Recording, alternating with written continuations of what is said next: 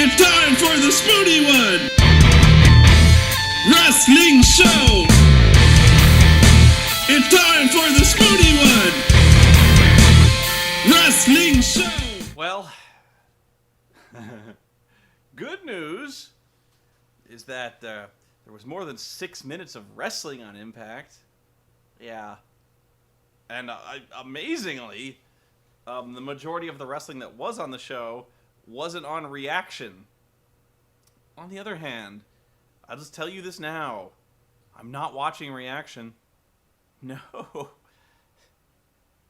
I'm not taking notes on it. I might have it on in the background when other shit's going on, but I'm not watching it. You know, so you have not earned that loyalty from me, TNA. No. Although, astute Twitter followers have told me that even though that in storyline, Dixie Carter has had her company essentially stolen from her in every conceivable way, even financially. She is no longer in storyline the majority shareholder, whatever that means. No, Eric Bischoff and Hulk Hogan are, and yet in the credits to Reaction, Dixie Carter is still listed as executive producer. Oops. Which what amazed me was, if you follow her Twitter, she retweeted this. She's like, this slayed me. She's like, the tweet was something like, why are you still listed as executive producer? What fucking idiocy is this? I thought you were removed as president or whatever like that. And Dixie retweets this and is like, yeah, that just proves that Hulk Hogan and Eric are idiots who have no idea how to run a company. I'm like, yeah, that sure proves that Hulk and Eric have no idea how to run a company. Proves that somebody doesn't. That's all I'll say. I'm going to cruise through this one because I've pretty much had it with Impact, at least for the foreseeable future. Mr. Anderson comes out with his arm in a sling. And he calls Jeff Hardy out because Mr. Anderson is an idiot. Why is he an idiot? Because apparently he had a separated shoulder and a hyperextended elbow to the point where his arm and his shoulder are in a sling and wrapped from shoulder to fingertip. And he wants to fight Jeff Hardy, who has no injuries and who has at least 11 people backing him up. Yeah. Anderson, bro, even one-on-one, you didn't stand a chance. But so, like I said, this all makes Ken look like a complete fucking idiot. But I guess you gotta roll with it. And no, so RVD comes out. Rob Van Dam! And Rob really starts acting like a heel all of a sudden. I think that's actually where they're going with him. Where Ken basically, Rob basically tells Anderson to stop his fucking whining because he's out there demanding a title shot for the title that he never lost. And so he's actually right, but there's ways where the guy's actually right, but he says it in such a way that he's acting like a heel. Yeah, you know what I mean? To where he's being that kind of guy. And so Bischoff comes out, and of course Bischoff is being the usual smug bastard he always is when he's a heel. And he announces a couple of matches. First he sets up an Ultimate X match with Anderson versus Kazarian. Why an Ultimate X? I don't know. Once again, this is what I'm talking about when I say that we're doing these matches for no reason. We could have just had a one-on-one match, right? But there's always this, for some reason, we always got to do this thing. This is very Vince Russo, where why have a match when we could have a gimmick match? That's pretty much the thinking. He's like, well, we have so many regular matches. Why not make it an Ultimate X match? Just cause. You know, that's probably more thinking than Vince even puts into this thing, but that's the thinking. So Eric Bischoff comes out, he's like, okay, Anderson and Kazarian actually he calls it an X Division match. No, it's an Ultimate X match. And so once again, we're doing a match for no real reason that diminishes the importance of the diminishes the impact and the excitement over the Ultimate X match. It's just another match, you know. So if Anderson wins, he becomes the #1 contender.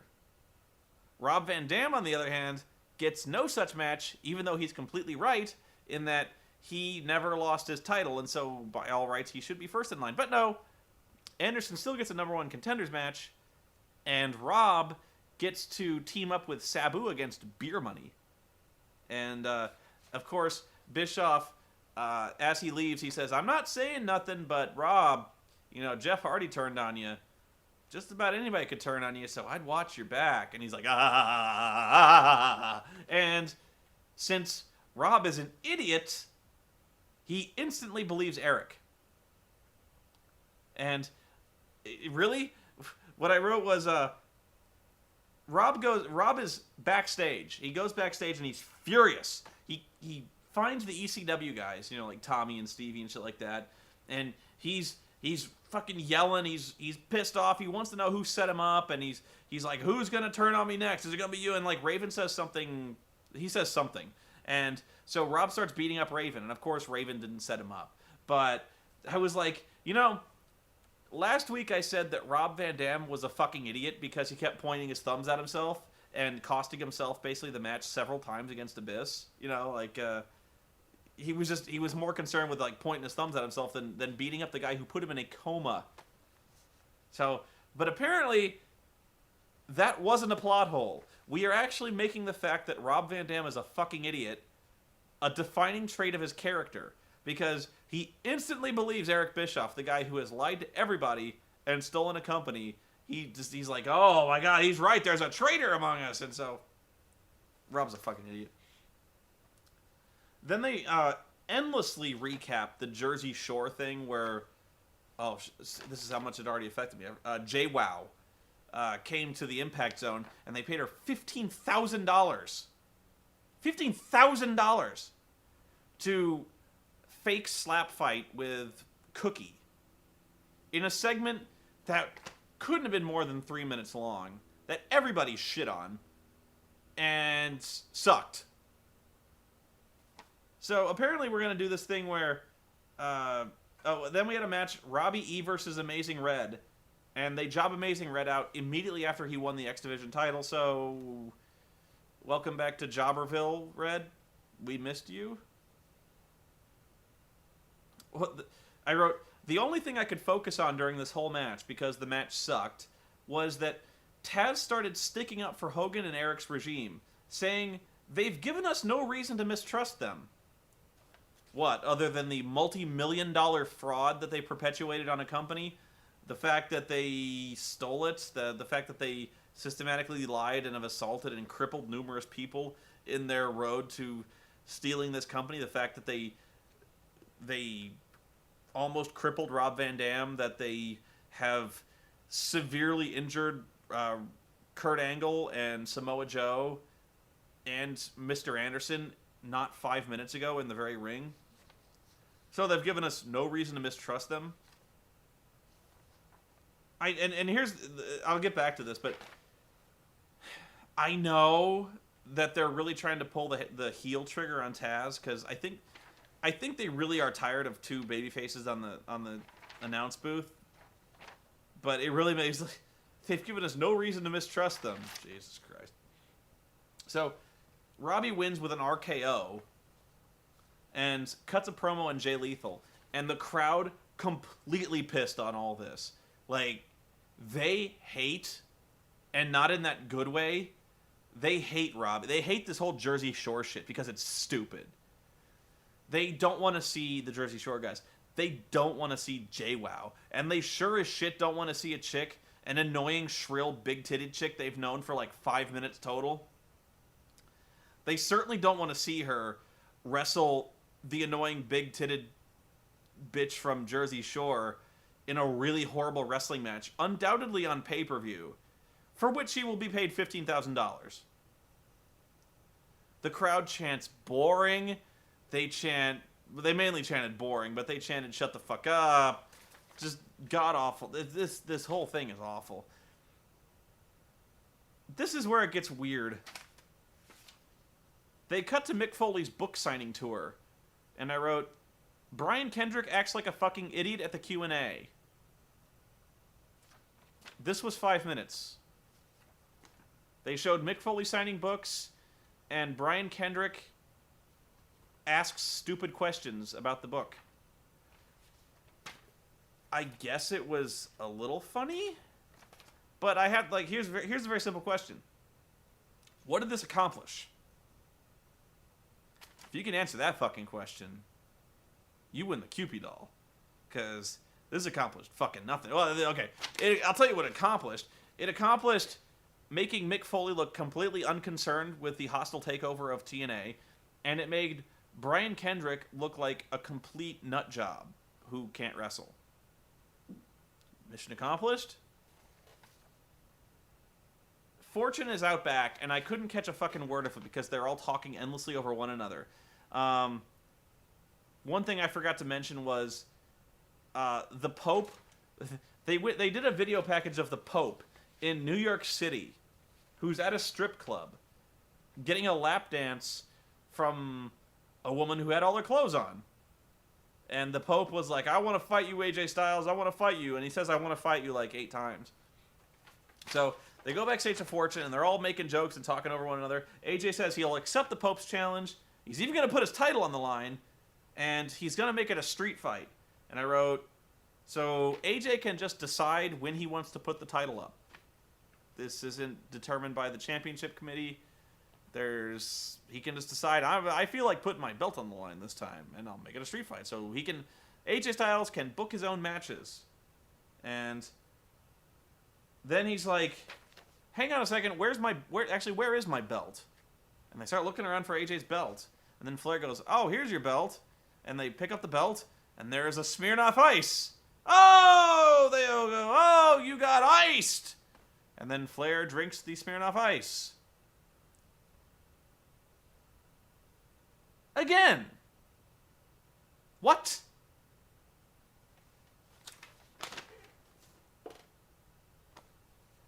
I just want to slap this show. I want to slap Dixie right across her fucking stupid head. Is it okay? Is it funny watching Ric Flair chug a Smirnoff Ice? Yeah. But again, what does this accomplish? You know what it accomplishes? Here's what it accomplishes. It accomplishes confusing the fucking audience. Why? Well, because we're not supposed to like Fortune. They're the heel group. They're siding with Immortal. They're siding with Hulk Hogan and Eric Bischoff, the bad guys who stole the company. Ric Flair and Fortune are their foot soldiers. We're supposed to boo them. And yet, every time we see Fortune, they look like they're having a great time. Like they're hanging out, they're shooting the shit, they're drinking, they're playing pranks on each other. It all seems like a lot of fun. It really seems like when you're back there with Fortune that you want to be with them. Like you want to hang out with Fortune because they're having a great time. It doesn't make anyone want to boo them. It's so stupid. Then, highlight. I almost stop myself because as soon as I say that, they'll do something dumber. Okay, I posted on my website earlier this morning a clip from WCW, I believe it was Nitro, where Hulk Hogan. Well, I'll just explain this one. I'll go into this. Okay, first thing that happens is Miss Tessmacher, who, if you may remember, was fired from being Eric Bischoff's personal prostitute and secretary and head of the Knockouts division, and fired into being a wrestler. The lowest form of life, apparently. So, Miss Tessmacher goes into the girls' dressing room, and she asks them to teach her how to wrestle. And I had to stop the video and laugh my tits off, because there's so many things you could say about a woman going into a dressing room and asking the TNA Knockouts, namely Lacey Von Erich, to teach her how to wrestle.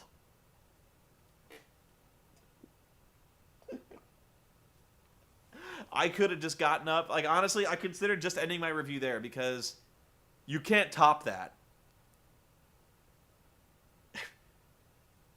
What sane woman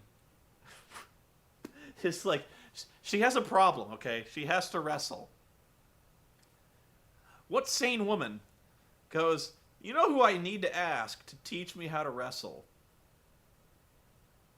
Lacey Von Erich.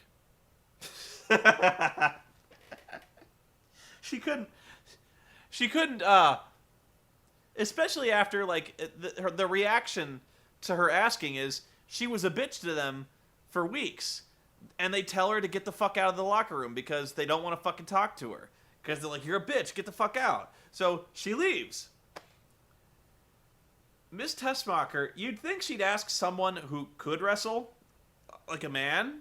And I'm not saying because men can, I'm saying, like, you'd think, being Miss Tessmacher, she could go up to a guy like anyone. She could go up to, I'm trying to think of a guy who's not doing anything at the moment.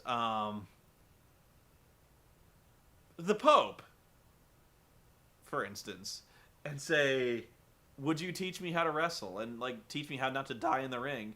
And then the guy'd be like, I don't know. I'm kind of busy. And, of course, she, like, hefts her boobs up, and the guy's like, sure. That's it. That's the storyline. You know, like, you really don't have to work that hard to tell this story. But, like, I just found it amusing. That was her first thought, was like, I need to ask the other knockouts how to wrestle.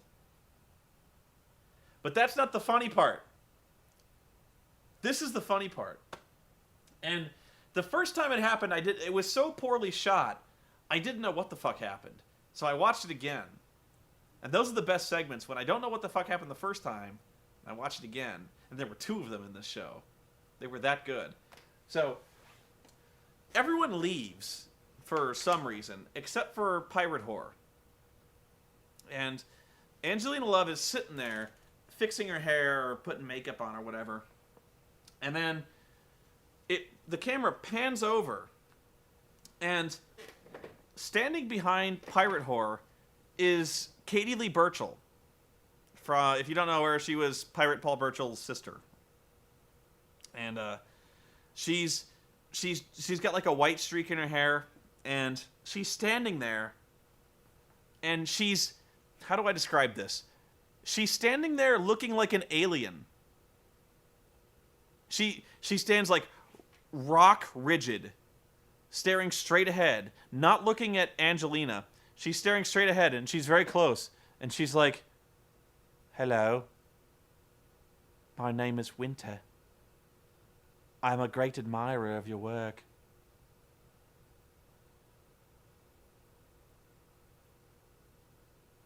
And she starts staring, like, I'm not doing it justice. Like, you could have played, like, music from The Omen, like the Damien music from The Omen. I was laughing my ass off at this moment because it was so funny.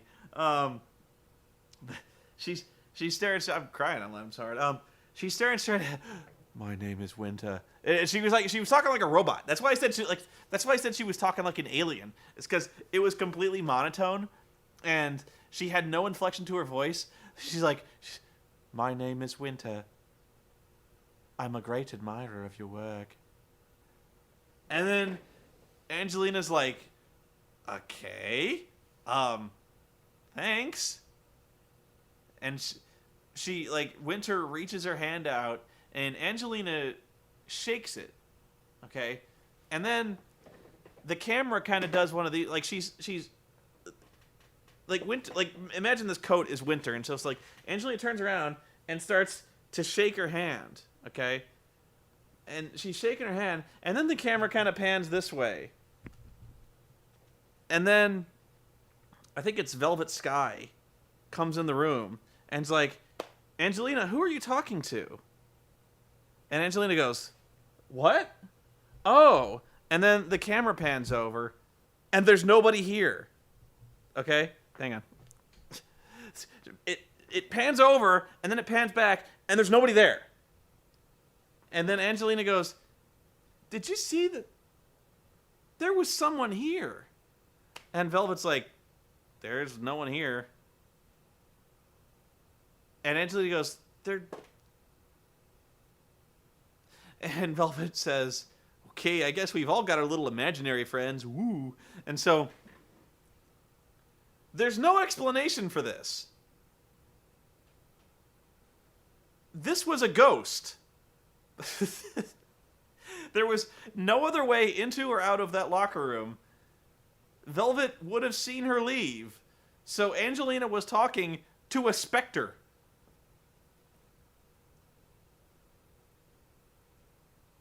This was phenomenal television. You know what I said that... You know what I said that last week?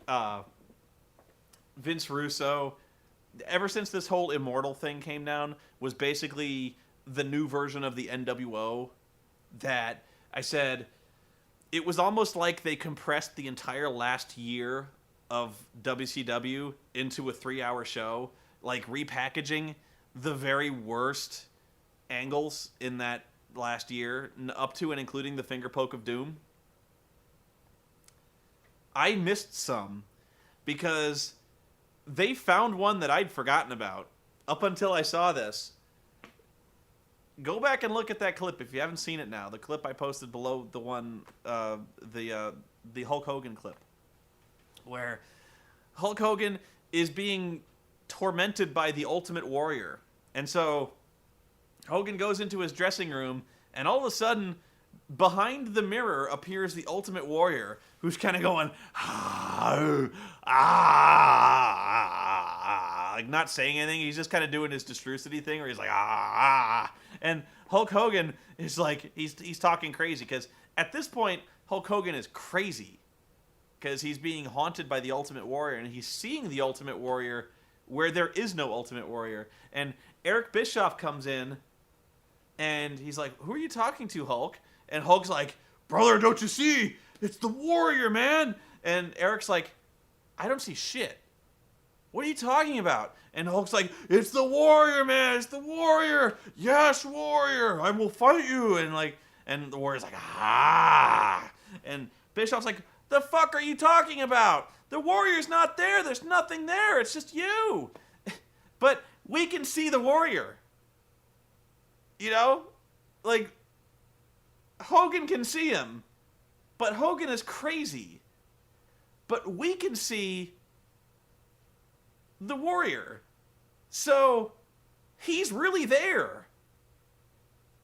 So the only thing you can imagine is that Eric Bischoff is insane.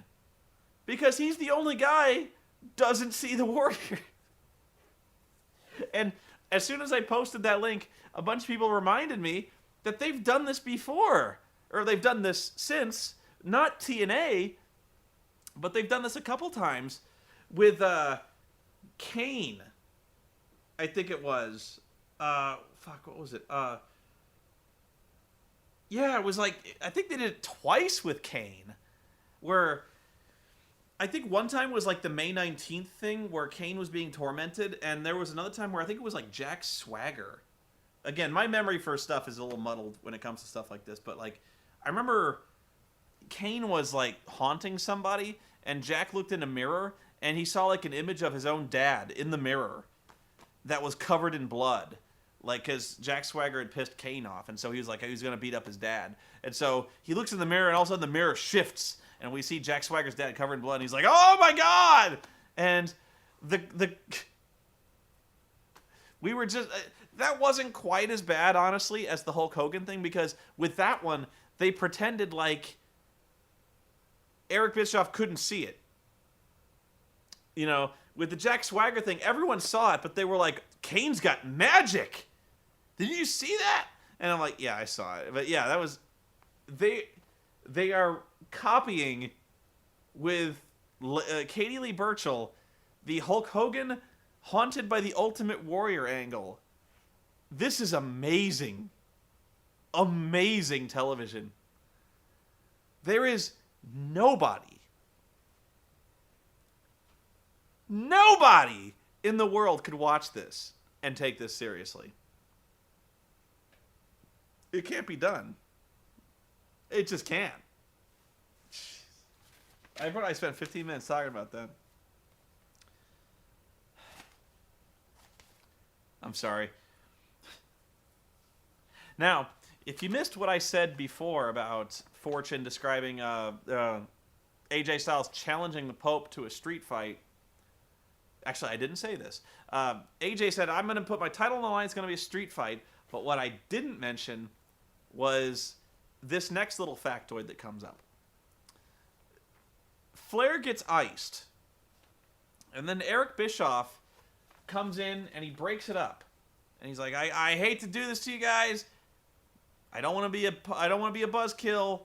But AJ, in your street fight tonight against AJ, the Pope, in your street fight, if anyone from Fortune interferes, I'm afraid the Pope's going to win by disqualification and win your TV title.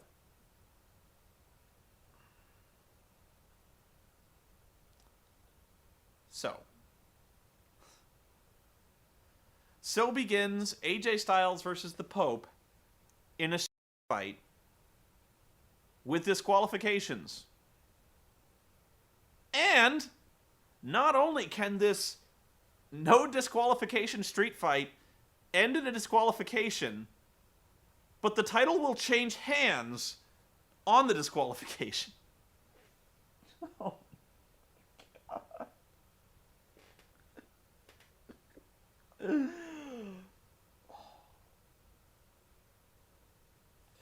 This is the stupidest show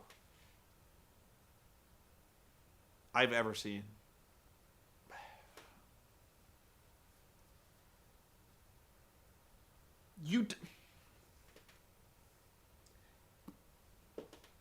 I'm not a smart man. Okay? I'm not saying that you should hire me. I'm not saying that TNA should hire me to save their show. I'm really not. That would be kind of cool. But I'm not a guy who knows... I'm not saying like, oh, well, if you were smart like me, you'd see these plot holes. You'd see that this doesn't make sense. This is not how you tell a story according to Bill Moyers. You know, Joseph Campbell would never approve of this. This is stuff a 4-year-old could poke holes in. If I were to say, okay, now in this match, AJ Styles and the Pope are going to have a street fight. And the kid goes, what's a street fight? I go, well, it's a fight where they can hit each other with anything. They can use weapons. They can choke each other. They can beat each other up.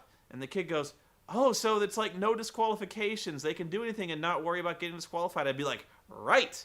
And also, if AJ gets disqualified, he loses the title. And the kid goes, wait, what? I go, yeah. There are DQs in a street fight.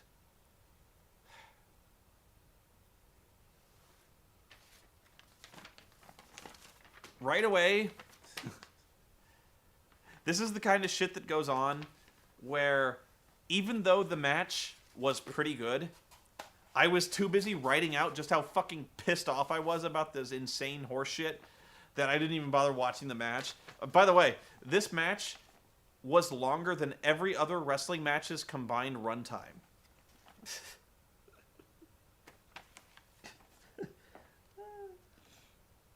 I also wrote, as stupid as this is, and it's very stupid, I could book this match in my sleep. Again, here's the stipulations. And you don't even need to think for 5 seconds to figure this one out. Eric Bischoff goes back and says, guys, if anyone from Fortune interferes, AJ will be disqualified and lose his title. Immediately, what's your thought? Well, someone not in Fortune interferes. That's what happens. Abyss interferes. Ref is powerless. Counts to 3. That's the end.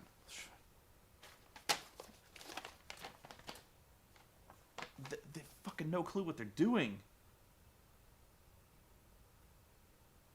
I'm gonna skip ahead. Oh, Christ. there's a recap of Team 3D and their title match where they're going to fight the Motor City Machine Guns, and that's it. That's it. But what they do is they go backstage. No, not even backstage. As soon as the Team 3D thing that was actually really good. I liked the Team 3D thing, where they compared themselves to Alexander the Great because they say they're retiring because they've done everything there is to do in this business, and like Alexander the Great, there are no more lands to conquer. And I was like, all right, that was okay. That was pretty good. I liked it. Then they go to the parking lot.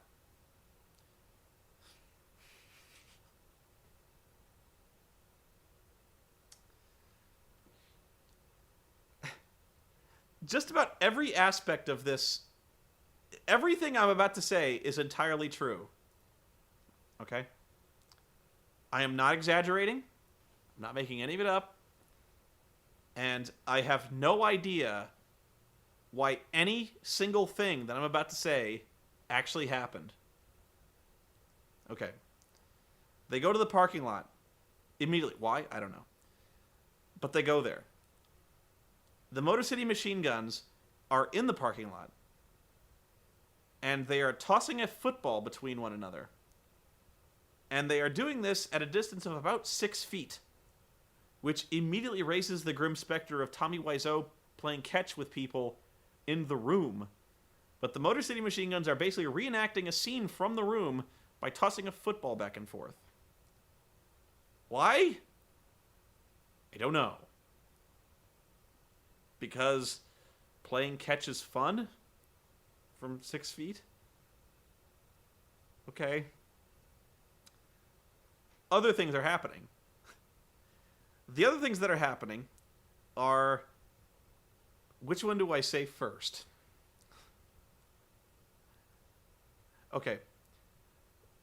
While this is going on, Velvet Sky is back there as well. And she's saying something. I don't know what.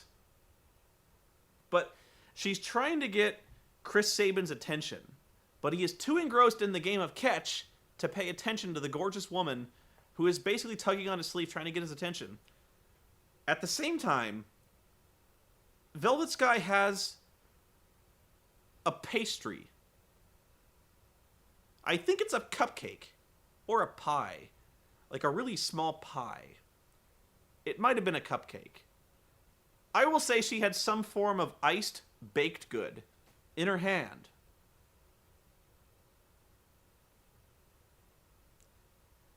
As this is going on, I can't hear what Velvet is saying, because the entire time, the unseen cameraman is saying, guys, what do you think about Team 3D's challenge?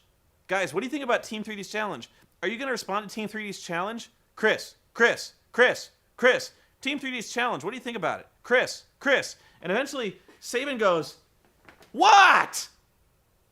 And the guy goes, what do you think about Team 3D's challenge? And the guy goes, Sabin goes, look, I don't know. And then, all of a sudden, Generation Me shows up. The Young Bucks appear, and they take the ball away.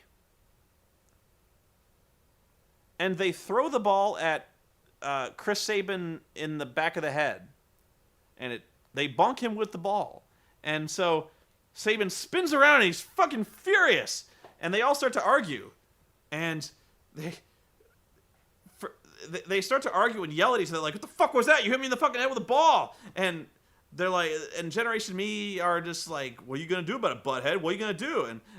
And then, for no reason, Velvet Sky, like, pushes the Motor City Machine Guns to either side. And throws the cupcake. I really want to know what pastry this was now. I should actually go, but I'm actually kind of curious what kind of...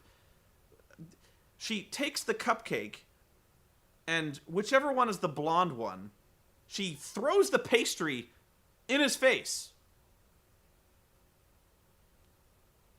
And then Sabin punches him in the face. And then the blonde one falls down. The brown-haired one kind of stares in shock at just what happened. And then the Motor City Machine Guns leave.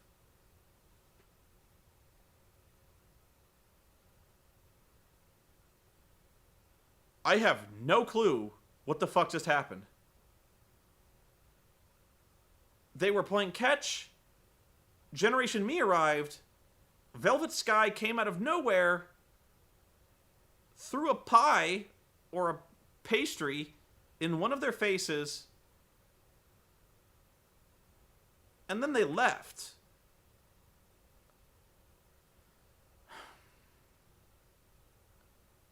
I don't know why Generation Me is being assholes. I don't know why the Motor City Machine Guns are playing football. I don't know why Velvet Sky is trying to get Chris Sabin's attention. I don't know what she was eating. And I don't know why she took such an interest in getting Chris Sabin interested in what she was eating. But I'm interested now. I want to know.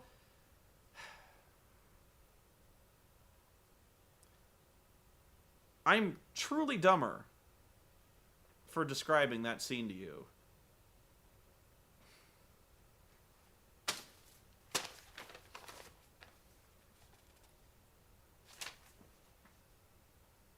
Oh my god. Jeff Jarrett comes out. How much more is...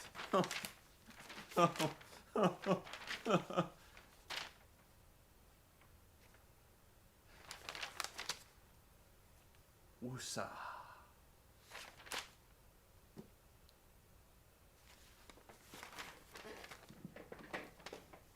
Look at my face.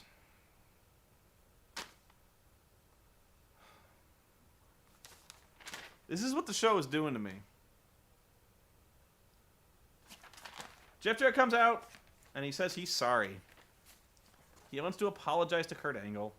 He says, I'm sorry. Sorry I didn't beat you up worse! OMG heel turn! I never saw that coming!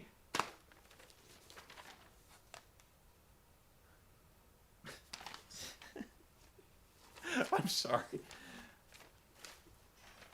So, he starts to make fun of Kurt. Then Samoa Joe comes out. And as soon as Joe comes out, the heel security team of Gunner and Murphy attack him. And they handcuff Joe's arms in front of it. And actually, they handcuff in front of him. And so, somehow Joe throws Jeff in a chokehold, but he can't overcome the three of them combined. You know, the security guys. And so, TNA says in my favorite quote of the night, "Not this crap again." What happens is, Jeff finally drags Samoa Joe up to the top of the ramp and throws him off the ramp. And we get a camera look down there, and Joe is laying motionless at the bottom of a 20-foot deep pit.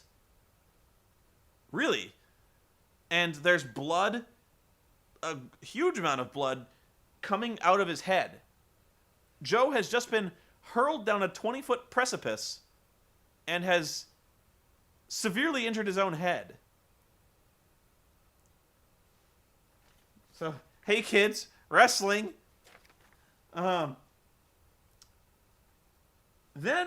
as Jeff is looking down at what's going on, Mike TNA has had enough. Mike TNA, he takes his headset, he's like, that's it. That's it. Jeff Jarrett, look at what you're doing. And he gets Jeff's attention. He stands up for the announce booth and he gets up there and he's like, Jeff, God damn it.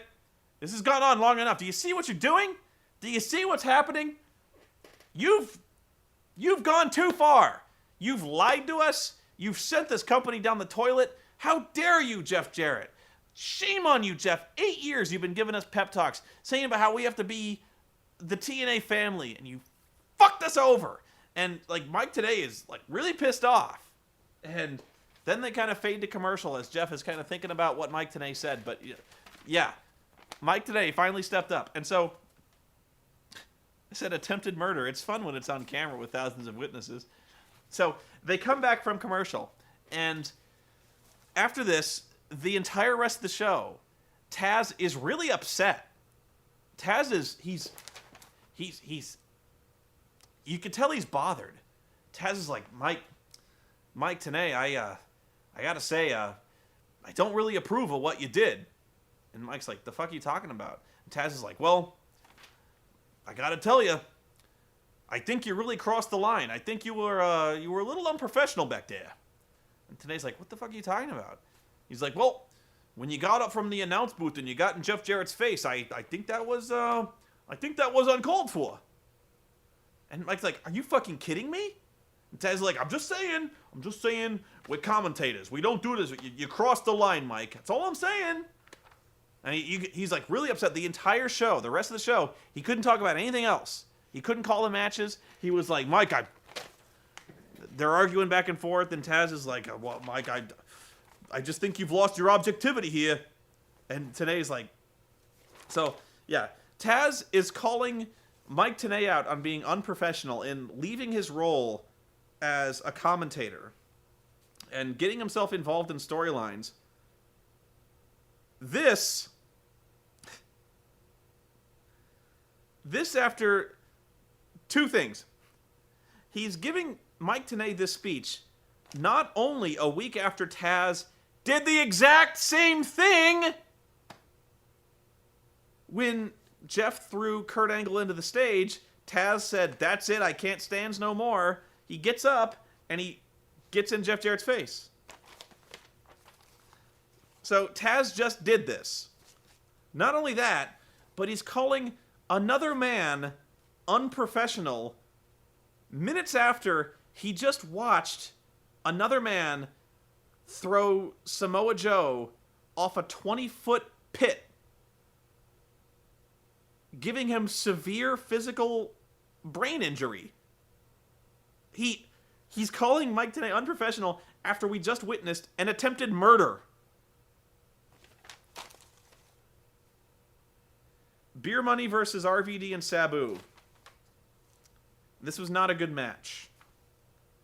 And Sabu sucks. He was not good. I said he really stunk the joint up. He had awkward bumps, awkward moves, and was really off. Now, this is again where I go into the point where I bitch about the referees. I don't know why I do, because this is every week this shit happens.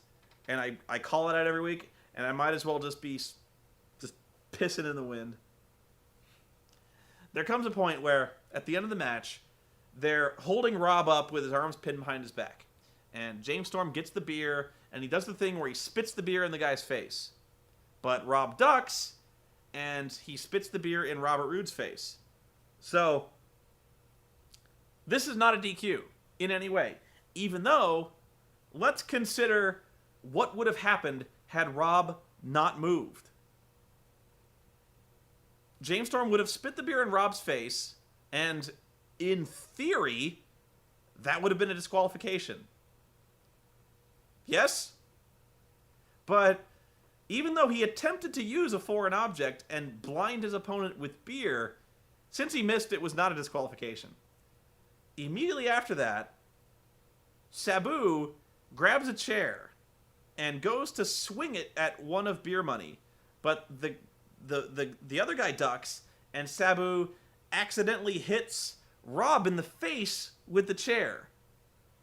Again, this is not a DQ, even though Sabu brought a chair in and fully intended to swing it into the face of his opponent, which, had he connected, would have been a DQ.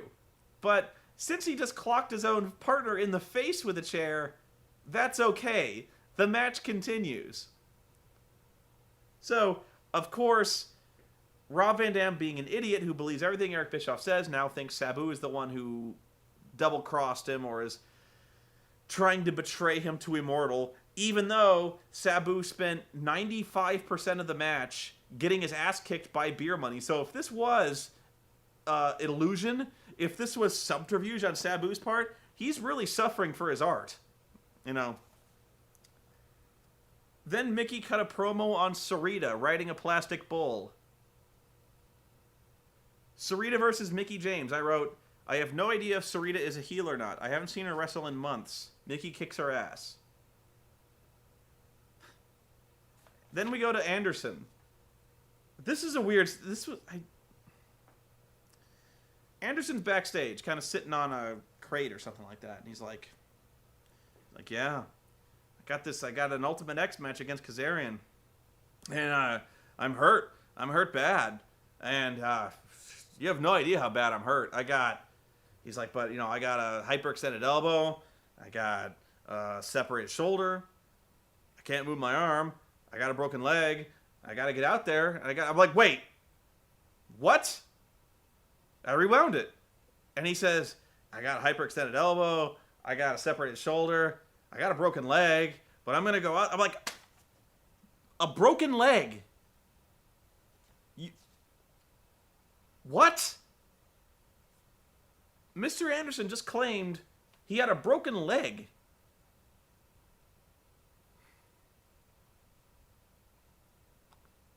I don't even know where to start. I honestly have no words for this. I'll just say for now that I was not aware that Mr. Anderson had a broken leg. He seems fine, at least in terms of his leg health. I don't really know what he was talking about. But yeah, he had an Ultimate X match with Kazarian. But first, all of Fortune kicked his ass. And Kazarian pretty much had the thing handed to him. And yet, Kazarian almost lost this match somehow. Because even though I really hate how they make people look weak this way, but it's okay. So even though Mr. Anderson started the match with a separated shoulder, hyperextended elbow, and a broken leg, he couldn't beat Mr. Anderson. Not only that, he couldn't beat the injured Anderson after 6 other men beat him up for 5 minutes. No, he was laying dead on the ramp, injured, and re-injured, and Kazarian could somehow not put this away. To the point where Anderson killed him with the mic check, and eventually Fortune just said, fuck it. And Fortune ran out, and they just basically sat on Mr. Anderson. And Matt Morgan picked him up, and he won the X. Kazarian looked like a complete pussy. Like, that was remarkable how much, like, I've really never seen a guy put over that weekly, where it took 7 men on an injured opponent to get him to win. Wow. And then, this is where I said they're really trying to pull the trigger on Taz, where is it? Where did I put it? Yeah. During the match, Anderson gets a ladder, and Taz says that that's cheating. Taz says, that's not right. And Tanae's like, what? And Taz is all, that's a shortcut. You can't do that. And Tanae's like, well, let me check the rule book real fast. I don't see nothing. And Taz is like, you know what I mean. That ain't right. That Mr. Anderson's taking a shortcut. And I was like, Taz, are you out of your fucking mind? He's like, you can't use this isn't a ladder match. This is an Ultimate X match. You gotta climb across the cables. You can't do that shit. And so that right there was where I was like, wow, you are really trying your best to make Taz a heel, and it's not really working. Like, Taz, there's a difference between this, and this is a hard line to walk, honestly, for a heel, where for a heel commentator, it's really hard not to be annoying, because you're either annoying, you're a good heel, or you come across as being a fucking idiot. So that's kind of where Matt Stryker is right now, where Matt Stryker comes across as an idiot who just makes shit up, like really outlandish shit. That's where he is. He's supposed to be a heel, but he just sounds like a fucking moron. So when Taz is saying this stuff, you're just like, are you fucking stupid, Taz? Like, yes, you can use a ladder in this match. Nobody does, but they, like... Like, again, going back to my shotgun example. Like, if AJ Styles brought a shotgun to the street fight, Taz would be like... Since it's a heel, Taz would be like, it's a street fight. People got shotguns in street fights. But if the Pope had done it, he'd be like, that's cheating. I don't know. I'm rambling. I'm so pissed off with this. This was a bad one. Jeff Hardy comes out finally once Kaz wins the X, winning essentially nothing, by the way. Jeff Hardy comes out and hits Anderson in the back with a chair. But he does it in such a way that he misses, and not on purpose. He swings it, hits him in the back, but the edge of the chair hits him like right in the back of the head. And his head is gashed, like from ear to ear, basically. You can see Anderson, he's hurt. He's like, oh, fuck! And you can see like blood just like pouring out of the back of his head because the edge of the chair fucking cut him. That had to hurt like a son of a bitch. Woo, that had to suck. I'd be so fucking pissed at Jeff Hardy after that. I'd be like, oh, look what you fucking did to me, man. Like, man, that fucking suck. Woo! So yeah, that was Impact.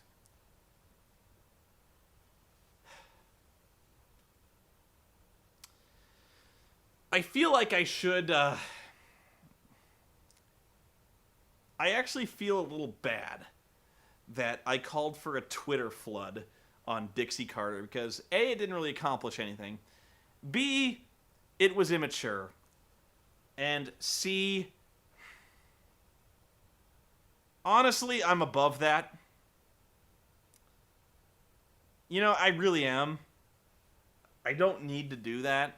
And I think it honestly, it weakens my case when I do that.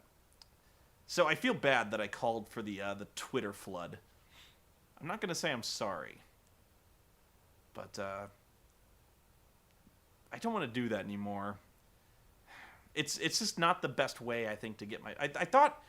You know what it was? I thought that if I said it enough times, like if I had someone come on out and say it enough times, that maybe Dixie would read one of them and be like, oh, Wrestle, what's this? Oh my God, my show sucks. I don't know. I'm out of my mind.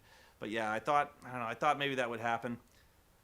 Not the case, but don't do that anymore. But honestly, I do encourage you, if you have something to say to Dixie, say it. Like, don't just copy and paste the comments that I've been making. Don't, because it ruins my credibility, and I think they just ignore it. Write out a complaint. If you have a complaint, a legitimate complaint that's thought out, and even if you just want to say that Dixie, your show sucks, please stop. Write that. And I'm not encouraging you to flood her. I'm not encouraging you to spam her channel. At least not anymore. I think that's the best way to make your case, is you got to vote the only way you know how. And if you have a vote and you want your opinion to be heard, try it. Say it. Say it to Dixie, because that's the only person who might listen. You got to hope. And so again, I'm not encouraging spam, but I am encouraging you to cast a vote. Make your voice known, because this has to stop. This show fucking sucks. And there is hope it could get better if someone would just listen. If only. Until next week, this is Wrestle signing off.